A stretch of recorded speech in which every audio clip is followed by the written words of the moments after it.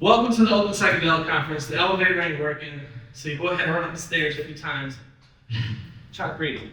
But this is my guy, Josh Onguito on Instagram, and Rob, formerly known as the Colonized Uncles. Still in on TikTok, but you know, they banned the bro, because this ain't still legal around the world. So today we're going to be talking about the growing cycle of how to grow psychedelic mushrooms and what it looks like to deal with agar and transferring genetics from a fruiting body back into DNA that we can use to cultivate more mushrooms. We're going to show you the basics of things like a front forward flow hood, this guy right here. We're going to tell you about brain bags and what they're used for, and what a final product of mushrooms should look like. We're going to give you some techniques on how to sterilize your equipment when you're cultivating these mushrooms, working with agar, and give you a little bit of an insight onto what is the mushroom growing cycle. But before we get started, I'd love for these guys to tell who they are and why they love mushrooms. Yeah, so my name's Hoddes. I started to colonize some hosts around COVID time, so it was like 2019, 2020. I decided to start growing mushrooms because I went on a shroom walk with my friend right here, Tomas. I went on a walk with my partner, and I think we want to go look at mushrooms for our minds together. And she said, yes. And I went into a whole, I guess, the rabbit hole of just like figuring out everything. And that you can actually grow mushrooms, that you can actually find in the wild into like a more domesticated place, so you can kind of like treat them and grow them yourself so you can eat them, or what's called use them as medicine. Over time, I decided to start teaching people how to grow mushrooms, and that's what's been leading me into like meeting people like Tomas at the psychedelic conferences and other people around the area. Now I just go around and work with a couple of nonprofits like gardens and a couple of schools. I go talk to the kids, talk to them about mycelium, talk to them about solar irradiation, and how to clean up oil with mushrooms and other things like that. And yeah, cool guy, chill guy. Nah, but I really create like curate events around people that are black and brown, and trying to highlight people like ourselves in spaces like this. Because when I first started getting into it, I felt very scared because of the scientific terms and words that people were using. So I was like, what the hell is this? And like seeing Darren LeBaron and other people like William and Tomas and Reggie and them in these spaces made me feel a little bit more comfortable. And now I've been taking more initiative and taking more steps on doing things a little bit more legit.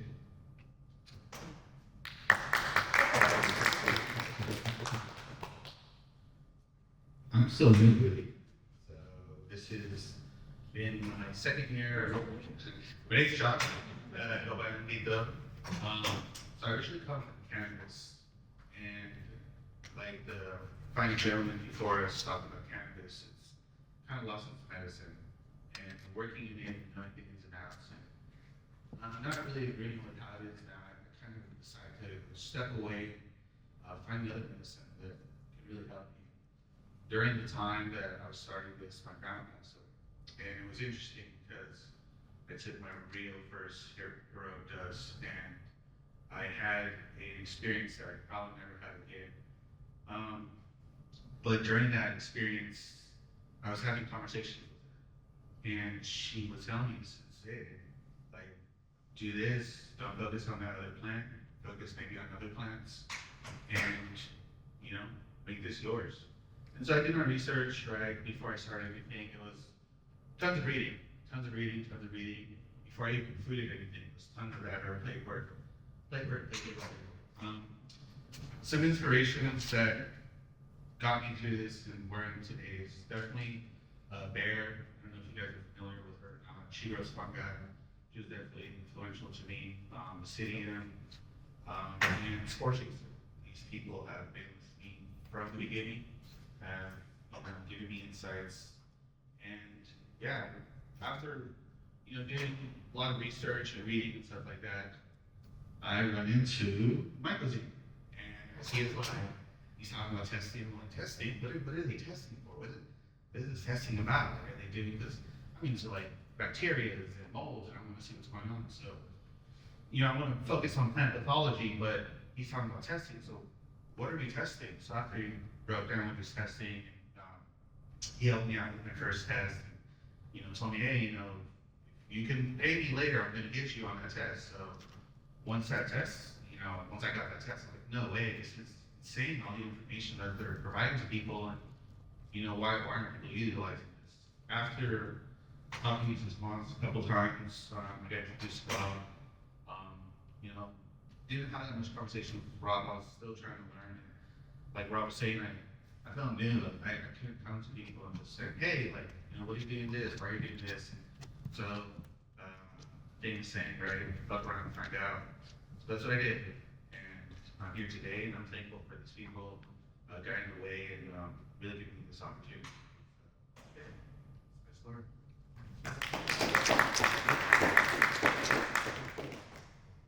Appreciate you for coming up from LA to share your story with us, and also just share with people some techniques about growing these mushrooms, because we face a lot of challenges. One of the first things I remember from the first Oakland Hyphae, whatever psychedelic kind of conference, it wasn't even in Oakland. It was actually in Denver. Reggie hits me up like a week before the thing, like, yo, we're getting tickets.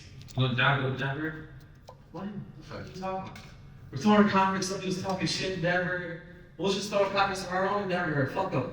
And I was like, all right, let's do it. And yeah, I think it was like me, Reggie, Monica, Emily Savage, who's gonna be talking about mushroom testing tomorrow. We went out there, and I remember I met her, and she was on the hallway, and I was like, bro, you always show this cool ass pictures of mushrooms. They look like they're flushed out. There's a bunch of mushrooms there. Are all your toes like that? She laughed at me and was like, dude, those are the best ones. What are you talking about? Like, we don't show all the failures. We only show the best shit we got.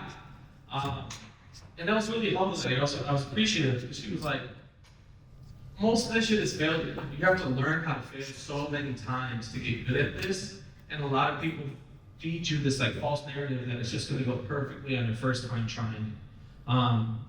But once you accept that and take that weight off your shoulders of oh no, I'm not good enough at doing this Flowhood work or a still air box or moving the mycelium on these agar plates, whatever the hell it is, it becomes easier. And so today, actually, has anybody in this room grown mushrooms before? Can you raise your hand if you've grown mushrooms? Oh shit. No, I'm just kidding. Have all of y'all worked with agar plates? Raise your hand if you've worked with agar plates. Okay. Is there anybody in this room who wants to learn how to work with agar plates? Okay, cool. So we do have some people who want to be interactive with it. My intention was to bring this down below the stage so that we could all come up to it and everybody could try using an agar plate. We're gonna give you we're gonna teach you how to use a blade in an aseptic manner so that we can transfer agar, or we got some mushrooms, right? Or agar plates? Yep. Yeah, these few right here. We can take the cuttings from one agar plate and transfer it to another agar plate. We'll get some parafilm, wrap it up, I'll show you how to do that. And then you can take your agar plate home. We have enough people in this room that we could probably send you with another one, but I'll let you cough on it. And then you'll put parafilm around it and a week, just write on which one is which. Oh man, you're gonna see a rainbow on that shit. It's crazy. You'd be so surprised what's inside of your body. But yeah, so I guess what I wanted to start with is do y'all know about the cycle of growing mushrooms? When you think about growing mushrooms, what's the first step to y'all? Sport bin? Anybody else? Where have you started growing mushrooms? Where did you start? Syringe. Sport syringe. The spore syringe. And you were able to grow mushrooms off of this? Liquid culture? I've never grown from a spore syringe. I've always grown from my semen stuff. I'm gonna pass this around. Do you want to grab this? This page on the left, I break it down into 5 steps. And I start with DNA. That DNA can come from any of these things that everybody just said. A piece of mycelium on an agar plate. like this. Liquid culture syringe, which is like a syringe that you connect a sterile needle to and you can push into an injection port in the bag. I think this one has an injection port right here. You can inoculate your bag to get mushrooms. You can use spore syringe, like you said, with multi-spore syringes. There's just a bunch of spores inside of a liquid medium, usually water, and that can grow the mushrooms. Or you can actually take a piece of the fruit. And so that's what we're going to show you today too. We're going to pick up a real mushroom. I'm going to let you guys pick some mushrooms. We're going to take that mushroom, dissect it, and then using a sterile blade, we will, or there's these cool puncher things. I guess these are for olives. You know, you push out the pit of an olive. But anyways, we sterilize this and punch out a piece of agar. We'll take a scalpel and we'll cut out a piece and transfer it to another agar blade. The second stage of growing mushrooms, though, once you have DNA, is transferring to agar, from agar to grains. So agar is an initial growth medium that anything can grow. Bacteria can grow on this, mold can grow on this, fungus can grow on this, shit, they can grow plants on this. You can take pieces of weed, put it on agar plates, and turn it back into weed. Like, that's crazy. You can do that with blueberries, you can do that with all types of plants. It's kind of bananas, and they do this with bananas. But we are going to move from this initial growth medium, agar, and then we're going to put it into a grain bed. And so what mushroom cultivators will do is they'll take grains like milo, or corn, or millet, or what's another one? Rye berries, straw, and they'll sterilize it by putting it under pressure at about 15 psi for how long do you do it for? 2.5 hours? Yep. 3 hours. Some people do it for 3 hours, some people do it for longer. It depends on the apparatus they're using. But effectively, you want your internal temperature at a point above boiling water, which is 212 degrees Fahrenheit. Once you add that pressure, you can get upwards of 240. And when you do that, you kill any living thing inside of there, including molds and bacteria and other things. And so these end up happening in these bags that get thrown into a pressure cooker or an autoclave, and then we, in front of the Flowhood unit, will transfer the genetics into them. That's stage 2, grains. Stage 3 is substrate. So the third growth medium is usually cow shit, or it's cocoa coir, or it's, I heard this one person in Monterey Bay, they used kelp. They just went out to the beach, they got some seaweed, and then they pasteurized it. They just put it in the oven, pasteurized it, baked out all the bullshit, and then grew mushrooms on it. You can really use anything to grow mushrooms. It's kind of crazy. I see people growing out of hemp and other organic material like that. Straight up. So anything you use to grow plants, you can pretty much do this with, I think, because that's what they're using to grow weed, is cocoa coir. Let's get it. Is it carbon they're getting at? What is the thing they're, am I seeing you Probably. I mean, I'm not a biologist, I'm a chemist, but that's what I'm imagining, you know, like mushrooms, like oysters are fucking eating tissue paper. It's a carbon nitrogen ratio. So like different species have a different carbon nitrogen ratio. So like you can even grow them on cardboard. Wait, can you repeat what you just said? It's called carbon. 1 second. It's called a carbon nitrogen ratio. So different species like wood lovers versus like cubensis have a different carbon nitrogen ratio. So like cocoa coir is that's just carbon. The nitrogen comes from the grain. So if you put manure, then you're adding other nutrients to it. So you can grow it on cardboard or straw or anything. It's just a medium for the mycelium to grow on, basically. Yeah. Just maybe hold that out there. Then you can turn it off. If you want to interject, more than welcome. Long-time mushroom supporter over here, man. We got some people who've been rocking with the high fae movement for a bit. And just mushroom growing in general. So after we go add the DNA to the grain, it will grow inside there, and the mycelium will start to grow all over the sterilized grain. Eventually, it'll look like this. Once you have a fully white brick of mycelium in a grain bag, you can then mix it into that substrate, whether it be the kelp, the cocoa, the poop. And after about, some as early as 10 days, some a month or two, but they was like 2 months, some shit. they'll grow into this. And then you got like a day window to pick these. Like, these ones were ready this morning, and I'm like, all right, you can fuck around and bring them through. Because it's a really magical experience if you've never picked a mushroom to like grab one and have a fresh one. I would suggest if you're gonna eat it soon because it's like a fresh food product. But if you want to save it for later, let it dry out in the sun or get it dehydrated, good thing, let it dry out. And then after you add it to the substrate, the mushrooms come up. We can loop the cycle. So that's step 1 is DNA, step 2 is grain, step 3 is substrate, step 4 is the fruiting conditions to make the mushrooms. And step 5 is looping that cycle back to DNA. And so we'll show you things like spore prints. Fuck, I didn't bring spore prints. But I'll show you how to make one.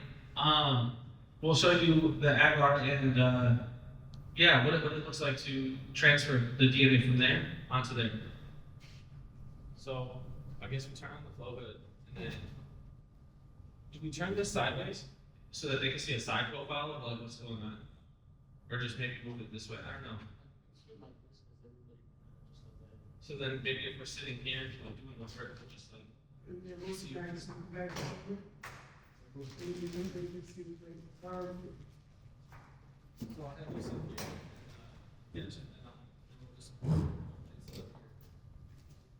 generally, one of the things that you can do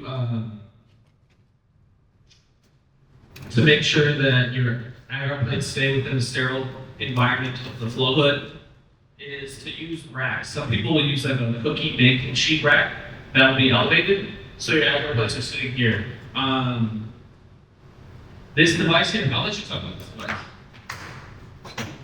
I already passed this device around, right? So you guys all check it out.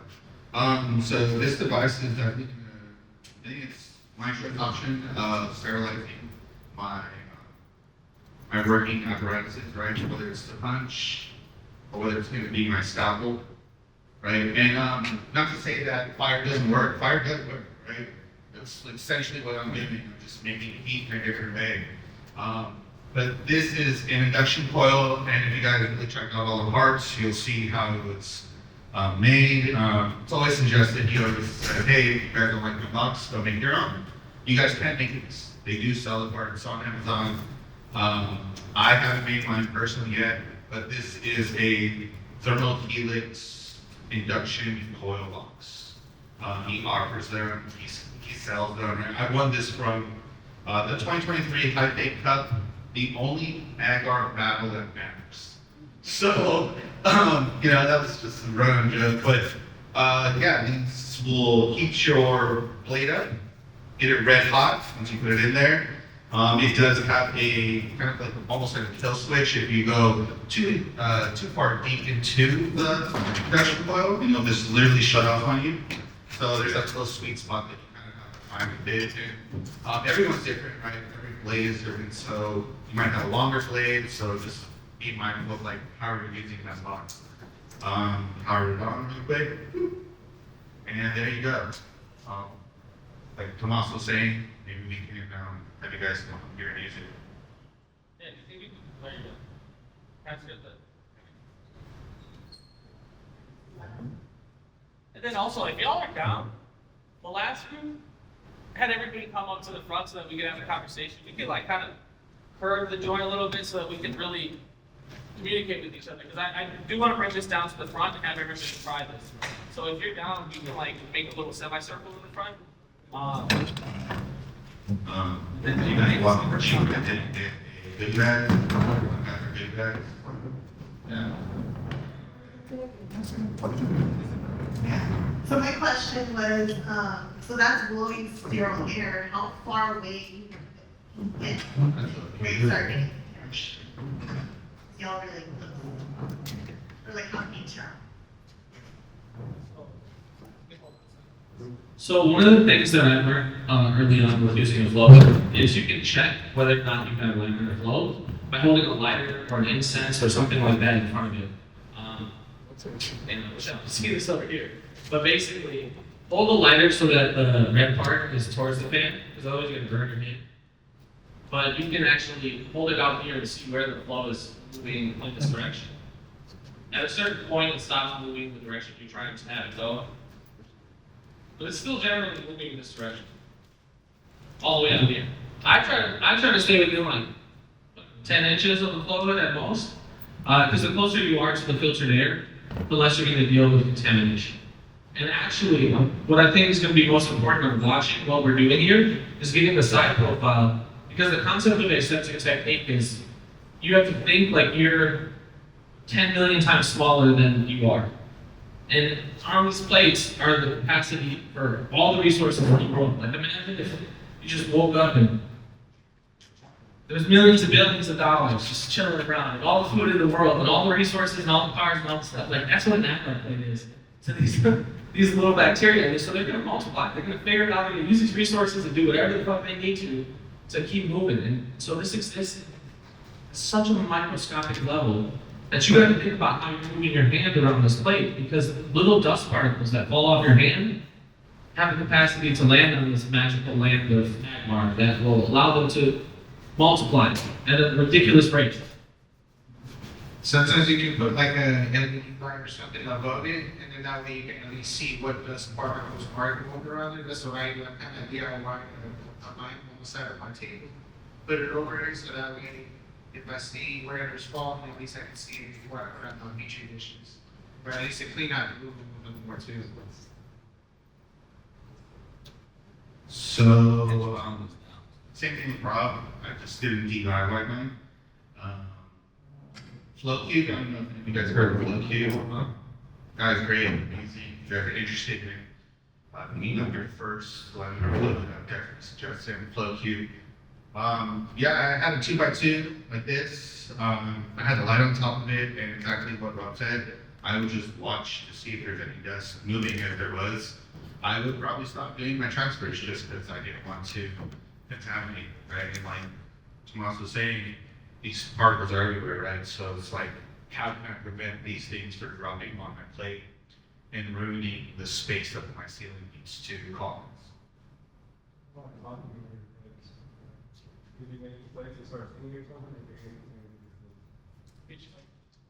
Talking over your plates will also cause contamination. PPE is right. So we'll wear gloves, sometimes lab coats, masks.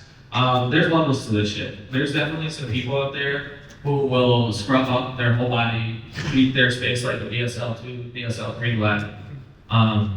They'll have flow hoods that are not like this, just full frontal unit, whatever. And there's like cabinets that go over it that surround them so that there's nothing coming in or out of that space. They're taking showers before they go in there. You can treat this all that way, but mushrooms are really resilient. One of the things that I like to remind people of is like, I've met some dirty hippies up north who like grow this shit in the shed, and it's like better than any of the things that you grow. So like, if they can figure that shit out, I'm sure we can too. The sterility helps, and it's for sure gets you to understand what's happening on the cellular level, but real talk, these mushrooms go and grow, and they grow in cow shit outside. So like, remember that. We'll put on masks, we'll put on PPE. We generally don't talk when we're in front of the flow hood. We're going to be talking today because we're obviously doing a demonstration. And so we'll see how these plates work. But generally speaking, I'm usually putting on loud music. I'm vibing out. Sometimes I'll go on live. And I'll transfer plates. And what we'll do is, we were going to do a demonstration today. We don't have a scale, but we messed up. But generally, you weigh out a certain amount of agar. You can add a specific amount of water to the weight of the agar. And there'll be pre-made bags. Like, I think the Seaweed Laboratories has this bag that you can get. It'll tell you add whatever, 1 liter of water, 56 grams of this, and then you'll have a liter of agar. With that, you'll make a big batch in a pressure cooker. And then, we need to bring a pressure cooker. This is definitely not gonna happen. And you can use these media bottles to hold the agar, liquid agar media, put that in the pressure cooker, pressure cook it, get it to 15 psi to make sure you kill all the bacteria inside of the agar. And then when it cools down, it gets back to 0 psi. You can take it out. Actually, one of the hacks that I found out was elf gloves. Great, you get mine, it's on for like $15. These things will allow you to hold a really hot agar media bottle without burning your hands. You can just pour all the plates you need. Another little tip, the lips for Agar media bottles. I don't know how much they cost. Sometimes they try to whack them over the head and make you get all bundle, but just do it. Because like the difference between pouring with a lid and not a lid makes it a million times different. What's up? Oh yeah, fuck Amazon. Yes, find your local grocery outlet for Agar Place and Agar Media and all these things. Like, dude, when I get the bread to do that and make that store, I'm about to do that. Just fuck Amazon. But in the meantime, get your envelopes, I or whatever the fuck. Anyways, once you pour the Agar Media, you pour it into these plates. And one of the techniques that I've also found is this will be in a giant stack. So if you just grab it by the top of the plate, you can lift up the top, pour, set it down. Next top, lift it up, pour, set it down. And as you get into these rhythmic motions, just make sure. Yeah, he's gonna give you an example of what it looks like to lift this up. Do the front one, yeah. So pour, pour, pour. There you go, pour, pour, pour. Pour, pour, pour. Pour, and then you fill up racks and racks and racks of these. 1 liter of Agar is filling up like 120 of these pets at least. These little guys. The bigger guys, I think I get like 40 of them. Yeah, like 40 plates out of this or something like that. Maybe that's for half liter. I'm not really sure. I forgot the math on it, but I poured a shit ton of these little plates the other day.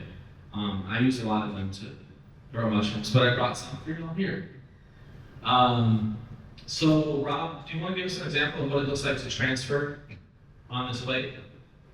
And what it would look like to sterilize this or put on the sterilized plate next to it? You know how to do all that? Put the plate in. Do you have any questions about this process? So are the Agar plates just Agar water or is it like other? That's a good question. This one is just Agar water, I think. Probably malt extract, right? Malt extract, Agar, and water. It has this like tannish color. It's a standard Agar plate. I like this activated charcoal ones. It's a black Agar plate, and it makes the contrast of the mycelium like way more noticeable. And so when the mycelium is growing, it looks hella cool. I think activated charcoal also has antimicrobial properties. So an interesting thing that I found about the black Agar is that I don't see as like strong a mycelial growth as I do on a regular Agar plate. Like it'll grow and it'll look strong, but the reservoir growth on regular Agar plate seems stronger. And I think it's just because it's a different environment. As soon as I put it on the grain, it does the same thing. So interesting thing that I noticed, I don't know if anybody else has had an experience using dyed Agar plates. People put food coloring dye in there. It's really cool. Yeah, you use biochar? I can see that. You know, like why do I want to have red dye 40 into my mushrooms from the start? You know, they're banning that shit soon. So yeah, of course they do. They're red dye 40, which is like some bullshit. Huh? He was saying that the food coloring is not the way. Using the biochar is the way because he thinks that the mushrooms are breaking down whatever's in that food coloring. And he's saying, what's in the food coloring? I'm saying it's red dye 40. Like it's the shit they're saying is like illegal in Europe. You know what I mean? But it makes the agar look really cool. So You're adding another room for another substrate. You know, you're adding another chemical to be broken down by these mushrooms. So anyways, what Rob's doing right now, did you already transfer one? Sick. So what he's doing is, he's sterilizing his blade, and show them what it looks like to sterilize the blade with the... So you can use a torch like this to have a flame. You like my sound effects? Yeah, just a peaceful flamethrower, it's fine. Little torch here. You'll get your blade red hot. Sometimes what I'll do is I'll actually spray it with the ISO after because the blade is so hot that when you put it right into the agar, you'll hear it sizzle. You're like, psh, you burn in your agar. So I'll hit it with the ISO and bring it back down to temperature. And then, I wish you guys could see from above, but basically, if you guys want to go closer, well, I'll bring it down and then you guys can all try and shit. But Usually I just cut out like a little square or a triangle. Usually I just cut out a little square or triangle. You want to make sure that you get the most aggressive or the nice like little threads on the mycelium, and that shows that that part right there is going to be the what you want in order to transfer as well. so I always like grabbing like the piece of agar that was used to make the agar plate. Sometimes it's fun. It's like that's like the model piece, and drop that onto another plate. But yeah, the intention is to like, with as minimal contact as possible, transfer the agar from one plate to another. It's good. I feel like I'd say the best place to get it from is the edges, because those are like have the most like mirrors growth basically. That's like the newest or whatnot. Yeah, so rhizomorphic growth is those threads he was talking about. That's what you're trying to grab, and generally those are the strongest at the edges of the mycelium, towards the edge of the plate. You know, that's one of the fun things about growing that I've experienced is that it's an exercise in learning to let go. It really is, because you transfer agar and then you're growing these plates. You're like, but I want to see it. I want to make it. I do this. But really, this is a pretty awful process if you think about it. You're culling at least 90% of the herd every single time if you're doing this right. Like, if you're doing this right, you should be looking for only very specific characteristics that you want, isolating those, and then throwing away the majority of your agar plates. And so that's the tough part, because a lot of times people they just want to see, and they're playing with agar for the first time, and they're like, well, but this one's growing, I want to see how, nope, kill it. Fuck it. If it's not 95 or better, it's dead. Like, oh, I got an A minus, dead. Oh, I got a B dead. Oh, see, get the fuck out of here. You know what I mean? Like, if it's a B plus plate, unless it's B positive or B plus, the genetic, get the fuck out of here. That's really what you gotta do is be ruthless with this agar shit if you want your mushrooms to really grow. But if you just want to learn and play around, just transfer. Just keep transferring, do the thing. Grab the aggressive parts of the mycelium, transfer that, but you'll see this, you'll learn. And I can only tell you so much. Like, truthfully, a lot of this shit, you kind of just gotta walk the path. See what it's like, fail a lot, grow some other things that are not white mycelium, they're like different pretty colors, like pink, black, and yellow. Yeah, let's look at these, let's look at some plates. So this is some fucked up plates that I did the other day. I tried to transfer the spores. You can see some mycelium, but a lot of it's bullshit. So yeah, take those and pass it along. That's what not growing mushrooms looks like. Is there a... Yeah, let me put your shirts. Thanks, Steve.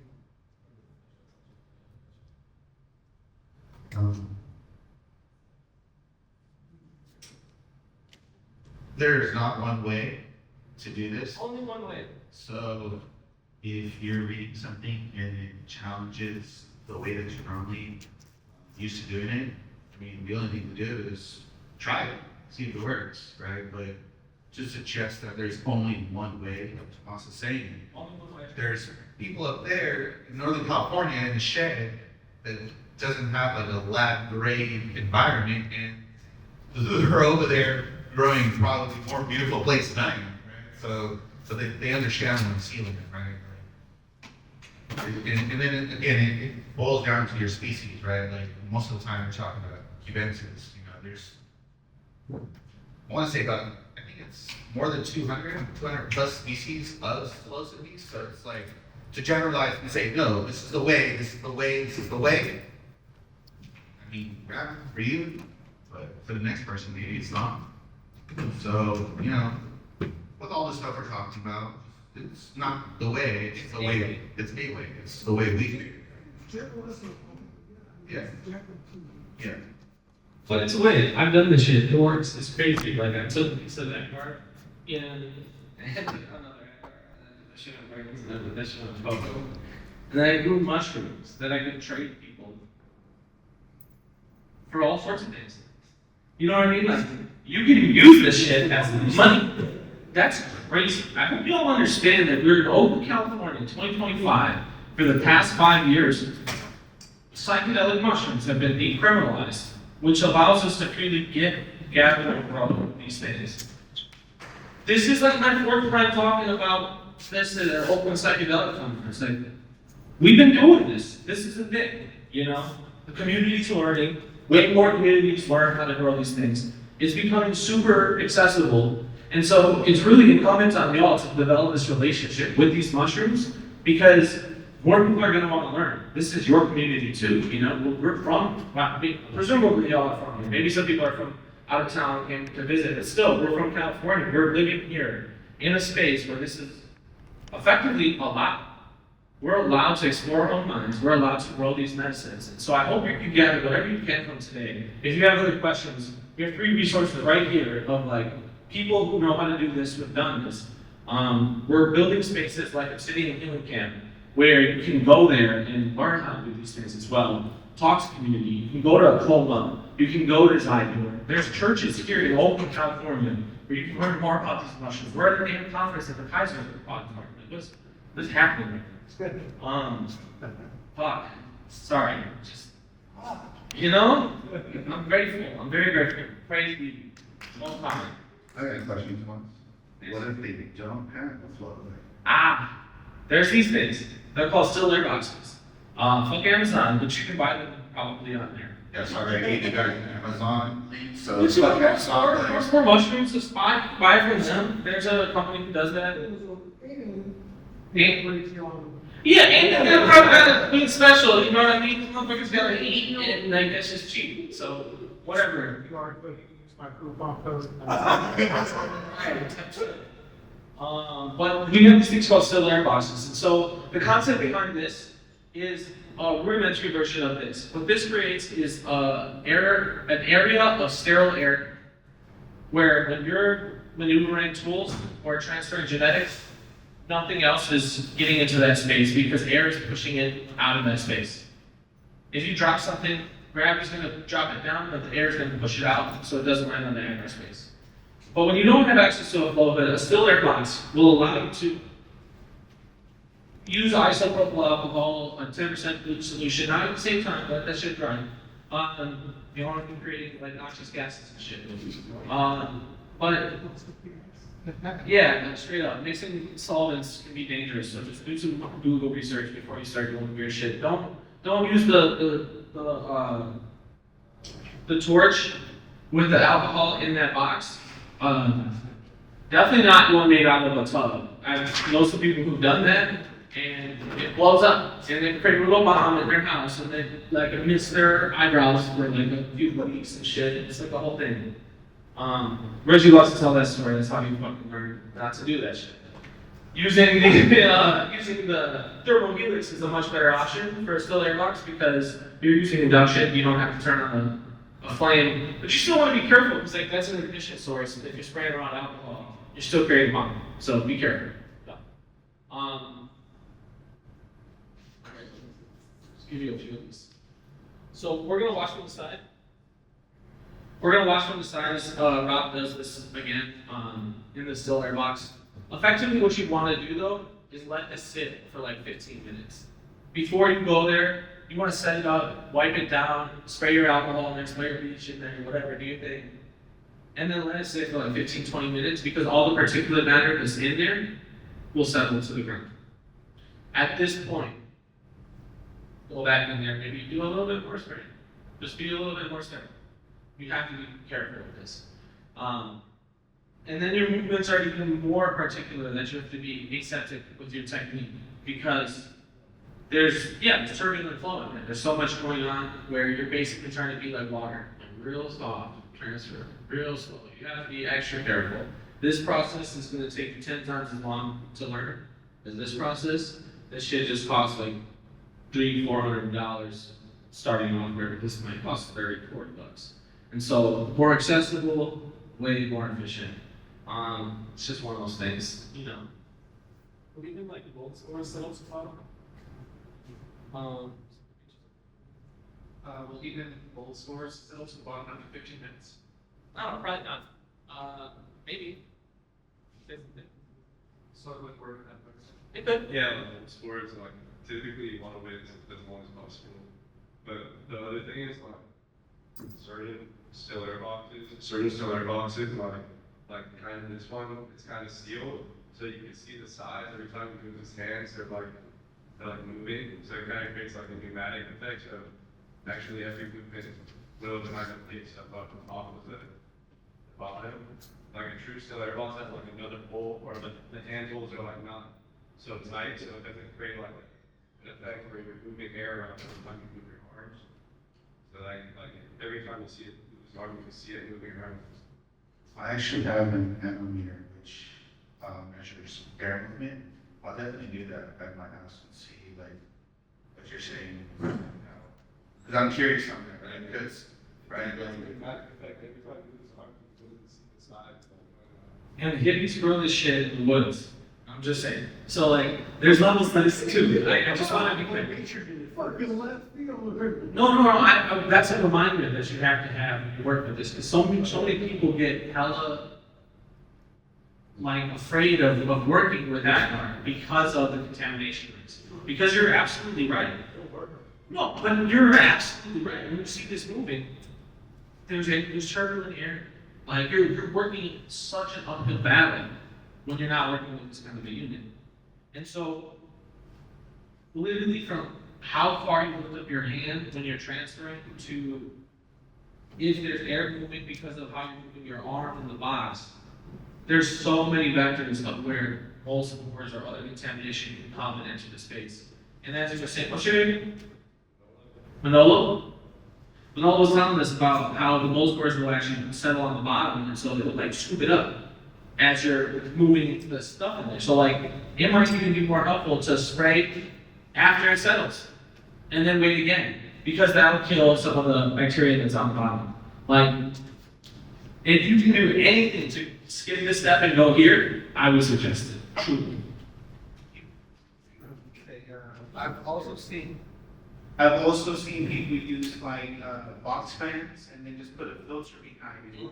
That's And or a filter in front of it, and then they just create their own homemade lemon. So I've had friends that honestly ran boxes full of just like mushrooms out of a box fan with a filter.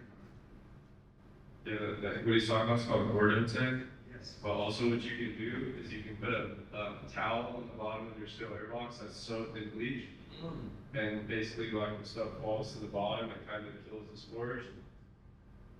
That's a sick idea.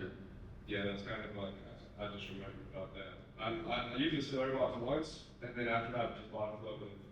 Because you realize, like, it's a very uphill battle, and if you don't have the resources to get this, of course you have to.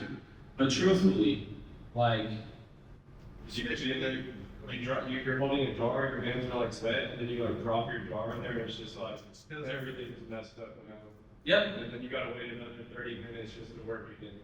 it's that, there's lots of So stuff. you just have to ask yourself, like, how long do I see myself doing this? You know, like, do I really want to invest into this? Because some people like invest a lot of money, and next thing you know, a year later, they have everything in the closet. So it's like, how far do you want to go into this? Is the questions you have to ask yourself. Or they post all their gear on Instagram and say, hey, I'm jumping on this for $1,200. You guys want to pick it up? So, yeah, Rob's 100%. How much time can you be with this entity? So just real quick to kind of just basis on the whole bleach and alcohol thing, isn't it? Like if you mix bleach and alcohol, it makes chloroform, Yep. I don't know if it's chloroform. right? Bleach and alcohol, so be very careful using bleach and But alcohol. alcohol will evaporate very quickly, and so as long as you just like use the alcohol, let it dry, and then use the bleach, you're fine. But if it's in that box, it's like sitting up. I mean, the fumes definitely like stay inside. Like that's one of the things that. Chloroform smells good. It's not that serious. People say chloroform is amazing for days. Good for your skin. Nobody said none of that. I just said it smells good.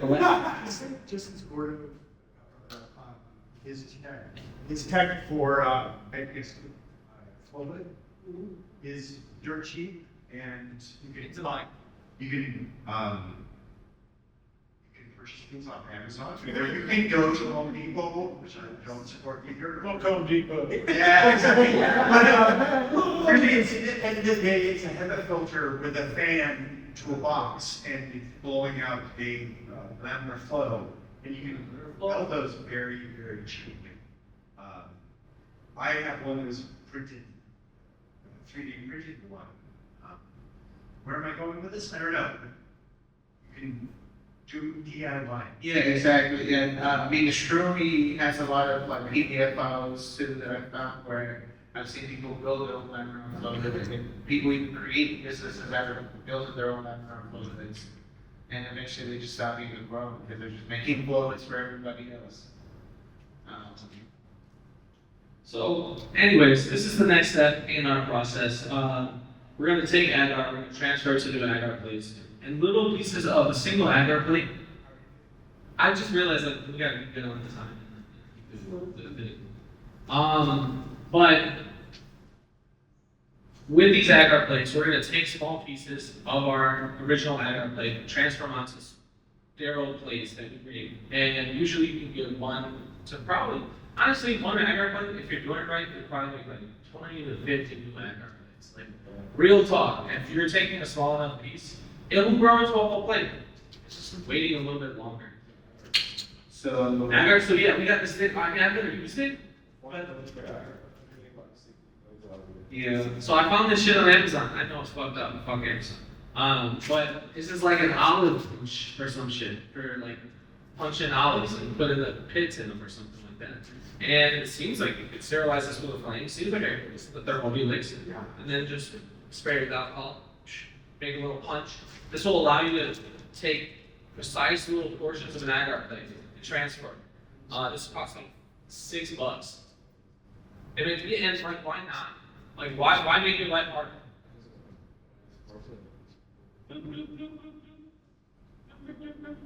That's the way, man. And I appreciate you coming and sharing your techniques, because it sounds like you grow. I mean, I've met a lot of cultivators. It sounds like you've actually had some experience with this, and so being able to share these techniques is how this community grows. Like I said, I met Bear at one of our first events, and was just talking real shit with it. And that's how we got to this point where now they have a whole business where I've seen their warehouses blown out. I've seen that shit. I've seen bags like, where's the bag again? How's it wondering? Everyone's looking. Oh, there you go. Bags like that are like filling out joints. You know what I mean? And then using that with a farm full of cow poop and turning that shit into a lot of mushrooms. I've met a lot of people who had this experience, and this movement is happening. It's been here. It's been happening. And I want to speak to the exotic groups that Bear and reusing. It's like they're said like after talking. well, no, they're using waste from animals, small plastic animals to do really amazing work with psilocybin, so with the mushrooms. So it's pretty. You said it's not one. Yeah, like you were saying about the exotics, and I love how you're bringing over the country and stuff, right? So I'm sure each of those different types of biomasses that that animals are producing are probably possessing different types of nutrient content for different types of, whether it's cubes or exotics, right? So I think when you're working with it, right, to always test other people's substrate, right? So you can see like how that might affect the cubes, or how it might affect your or how it might affect your racing, right? So these all vary, right? Yeah, you sound super well informed, and I really appreciate that walking into this class and living there and having certain questions. But definitely, bro, I would do what Reggie always pushes, fuck around and find out, like see what different species, or even the same species but different cultivars produce on different types of manure, because you'll see differences, right? I've been doing side by side with different companies all versus my alchemy, right? I send in all of their substrate into a soil lab test to see exactly what the content is in their soil, so that I can start understanding. Oh wow, these Louis Vuittons blew up. in this specific substrate, but for some reason, with this substrate, they're not doing flow, right? And it deals with field capacity and other things that come, but it's always seeing how this substrate, right, and how it's being from your food bodies. I also think it relates to like the strain's adaptation to being on that substrate. Because like you could take a strain that was amazing on certain type of manure, but it's not adapted to it. And its entire lifespan it's been grown on cocoa and milo. And once you introduce it, it might be slow at first, and then it'll adapt to it and take off. Yeah. Oh yeah, and I was just gonna say earlier, like, for anyone who doesn't know, you could take one of these petri dishes and you could literally expand it to the point where this entire room could be full of mushrooms. Straight up, I've seen it. However, one thing to know about that is it will not be great mushrooms if you're using just one air to do that. Like, there is a limit to where you can stretch out these mushrooms, and generally the number of transfers you do is directly correlated to the efficiency of the growth and the vigorousness of that growth. So my general rule of thumb, and something that I've heard a lot within the industry, is agar to bags and maybe one ready grain transfer, then put it to sub. If you're doing more than 1, 2, 3 ready grain transfers, sure, you'll get a fucking room full of mycelium real quick. Way sooner than if you did it the long way. But those mushrooms are gonna suck. Those mushrooms are not gonna fill out these bags, they're not gonna fill out these tubs, they're gonna be spotty because they're stretching out the genetic way past where it's supposed to be. Whereas if you isolate genetics, have really strong agar rates, and use agar to grain, do it that 1-to-1 grain to grain, you're gonna see much more vigorous growth. And frankly, if you're just doing agar to grain, that's just gonna pop even harder. And really, it's just a ratio game. It's really a patience game and a letting go game. Like I said, because if you do substrate 1-to-1, it's gonna grow faster than if you do it 1-to-6. You can take 6 bags of substrate and take 1 bag of mycelium, and it'll grow into this eventually, but you're gonna have to wait a few more weeks. But if you do 1 of these, so 1 bag of the substrate, like, that's just gonna break through there. You're gonna have mushrooms very quick, and it might even be a denser flush. And so these are the calculation games that you have to make when you're cultivating mushrooms of where you put your time and energy. And it's actually, with these guys, and working on that front end work before you even plan on doing all this other shit. And it's a scaling game too, because you have to realize like, all right, now I got 400 plates, but they're only good for this week or so. And well, how do I make 400 plates worth of grain bags? And then after you do that, how do I make all that substrate? How do we make all this happen? It's fun, it's a fun little level up, but if you can learn how to deal with these plates, it's a great start. You go to the grain, go to the substrate, go to the preconditions, and you look back. So let's turn this way, and then have people fuck around and find out with these agar plates. I'm gonna have you guys come up and pick a mushroom. What's up? Y'all have an opinion on initial sourcing of spores? Oh, yeah, perfect. I was actually gonna bring that up. So I prefer to work back from spores. So like let's say I find a fruit that I like everything that's showing size, color, I don't know, maybe some people like smell, right? Whatever tickles your fancy on that mushroom, right? And I'll work back from spore, right? So that's what I provide you guys with the guinea bags. It's all spore swabs, right? And truthfully, that's probably one of the hardest ways to grow, right? Because you can't contamine with a swab if you don't know what you're doing. But that's the whole beauty of it, right? Learning like, okay, I didn't really do as well as swabs. Let me pick up some more and see like how I could perfect my SOP or how. And then also too, a lot of people are releasing a lot of genetics findings, so make sure that you find somebody that's reliable, that's actually been working on the genetics for a while too.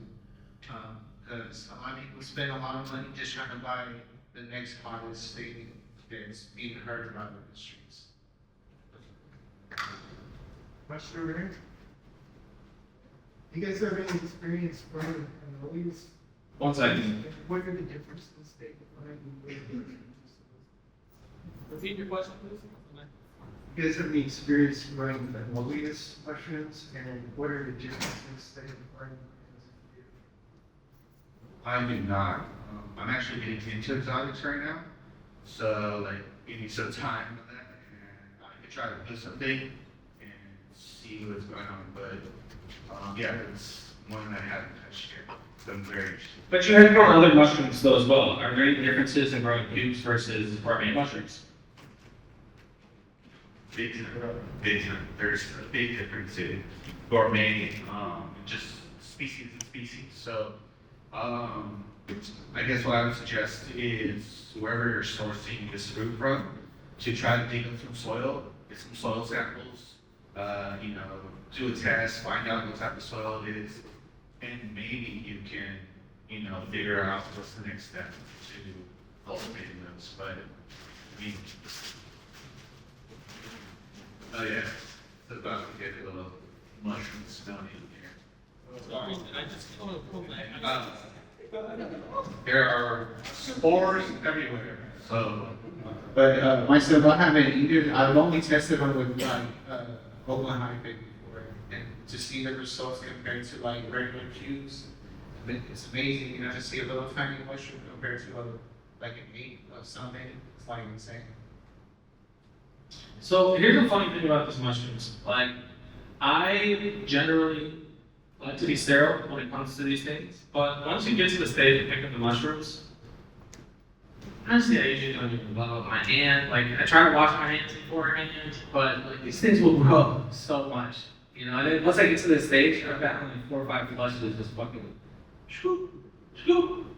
Close up the bag and just make sure there's water. Generally, I'll have like an aspirator with distilled water that I'll put in there to make sure that the moisture is good. That's another level up that I've learned, is that after you pick your mushrooms, if you can get your moisture right back to where it needs to be, that second and third and fourth flush will come much easier than if you just try to hope that you have the right amount of water the first time you made the bag. That's just not how it's gonna work.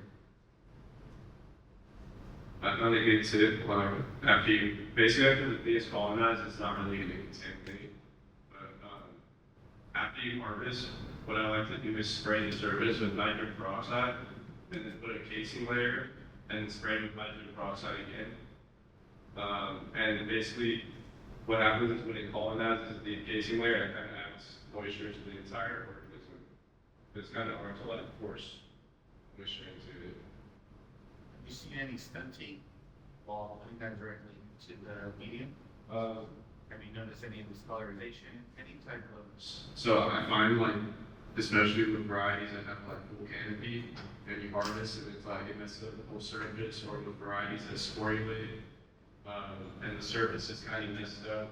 When you put the casing layer over it, you pollinize it, and it basically just flushes out again. Not really kind of neat issue with mutation or anything.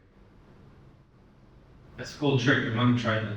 I don't generally remove casing layers, and it really is just a matter of scale. If you're doing this in your closet, you can focus on each tub.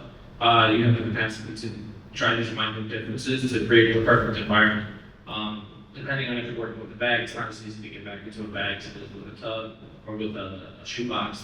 There's so many different ways you can grow. I've seen this kid grow mushrooms on a Bible. Happy Easter, you guys. So, what I would like to do next is, what's the time? Maybe we got a time check. Hold on, there's a good ass conversation happening in 8 minutes that I'm trying to go to. So, I want you to come up here and pick some mushrooms real quick. Is there anything that you wanted to learn that you didn't learn yet though? Do you have any questions? One thing I was thinking through this. Hold on, we've been through this whole time. And every time we pass the mic, so just hold on. If you're going through this process and you have the flow and cycle, and all of a sudden something happens in life and you need to take care of, a way to kind of put things on hold, on ice, what is the best way, or slants, or? Slants are the best long-term stories that I've heard of. A slant is where you take a test tube and you pour agar into that test tube. You put it on an angle so that the surface area of the top of that agar is slanted across the test tube. And then you use that like an agar plate. But because you can close it and remove all the oxygen from coming in, it's like a really good long-term storage. You can toss that in the fridge and then they can draw from that years later. Shit, I took a dry out Agar plate though, from like 2 years ago and like grew that shit out. Yeah, I recently bought back some plates that I was working on like 2-3 years ago, and I thought, you know what, let me just throw it on some rain, see what they do, and it grew. Yeah, in science, I would say the best way. I've also heard people like doing spore prints, and then just keeping them in a cool, nice area where they at least they can take care of properly. Keep them cool, yes. I think it's how fast you like start your project up here, right? So if you're saying you have to pack up and go, but you're thinking about 2 months, you're gonna redo this again. Slams, definitely, for sure. But I say if you're gonna be like, okay, I gotta pick up and go, and I don't know if I'll be back in 3 years or 5 years, right?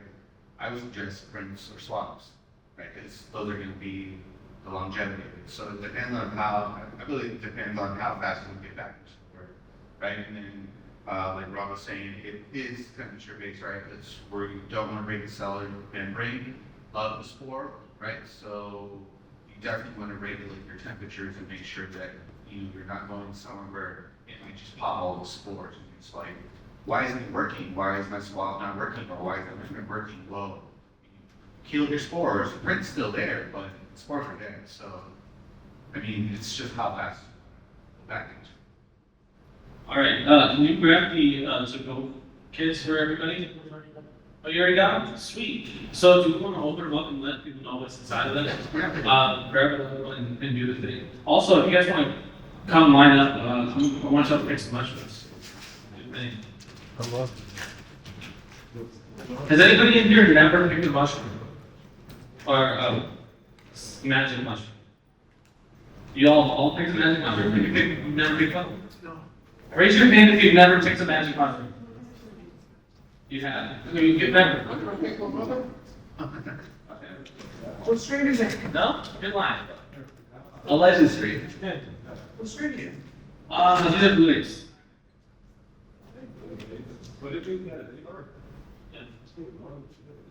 Yeah, this is a little almost at the point where. So, so in your bag, you'll find the bottle was 70% alcohol. You'll find some gloves. Sorry, I'm a large, so I figure, you got a bigger hand than me, like, let's break it up. I mean, I try to make it uniform.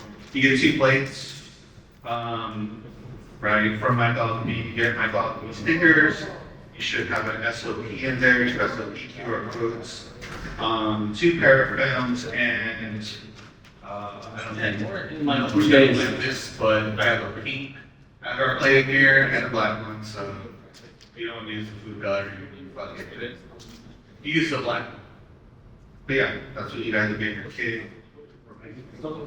Alright, so for the sports swap I'm giving you guys, it's albino golden halo, and then it's tissue 1. I got it for my second flush.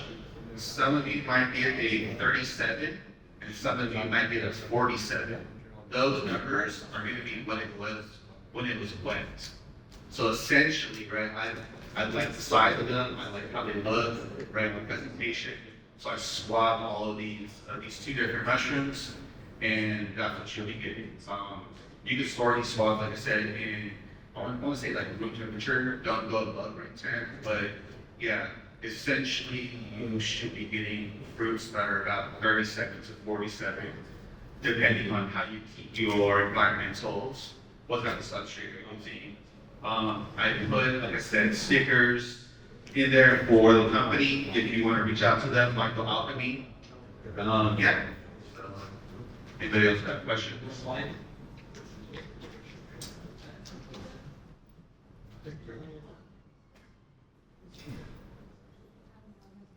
And just so you all know, we're over here picking mushrooms, so if you want to pick a magic mushroom, check it out.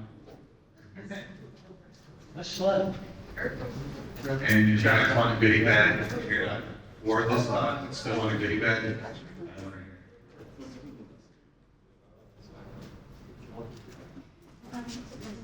Maybe we'll pick one more. So, just go for the base.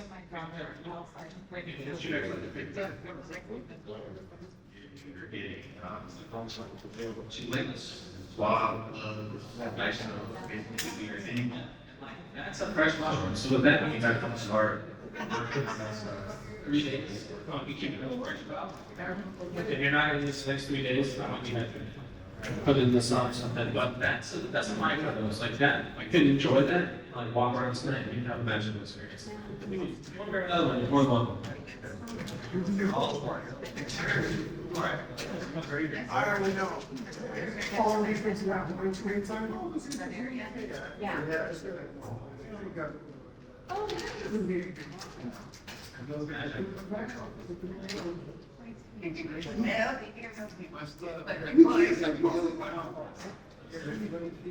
I feel like this is a sacrament and shit. Like, come get your sacraments. Wash your hands. This